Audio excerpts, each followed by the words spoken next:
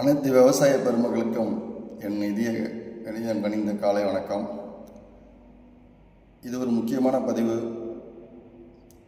விவசாயிகளுக்கு பயிர் தள்ளுபடி கடன் அறிவிச்சிருக்கார் திரு விஜய்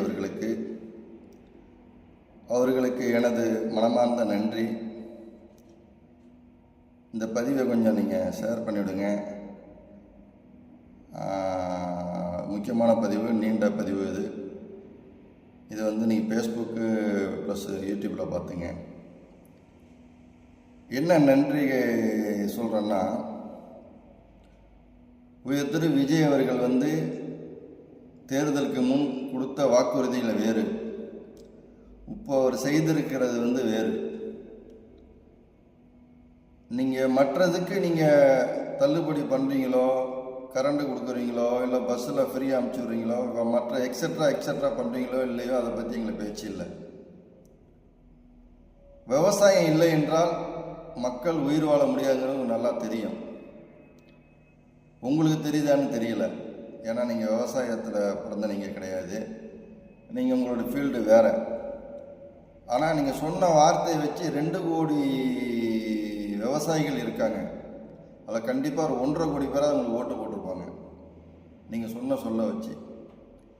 ஆனால் இப்போ நீங்கள் ஏற்கனவே விவசாயிகளுக்கு இதுக்கு முன் உள்ள அரசியல்வாதிகள்லாம் ஸ்லோ பாயசம் கொடுத்துட்டு இருந்தாங்க.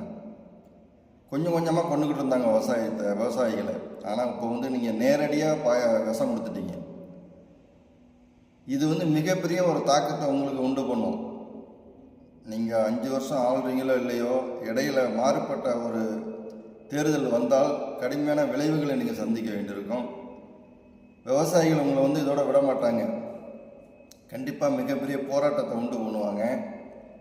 ஏன்னா நீங்கள் மற்றதுக்கு நீங்கள் சிறப்பு சலுகைகளை அறிவிக்கிறீங்களோ இல்லையோ, விவசாயிகளுக்கு கண்டிப்பாக நீங்கள் அறிவிச்சு ஆகணும். நீங்கள் செய்திருக்கு மிகப்பெரிய துரோகம். ஏன்னா உங்களுடைய பட்ஜெட் நிலவரத்தை சொல்கிறீங்க. பட்ஜெட் நிலவரத்தை வச்சு மற்றதில் ஏதாவது பார்த்துங்க.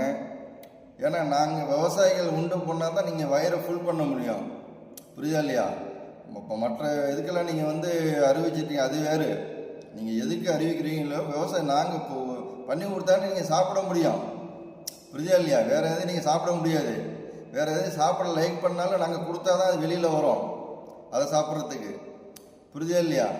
அதனால் நீங்கள் விவசாயிகளுக்கு மிகப்பெரிய துரோகம் பண்ணியிருக்கீங்க.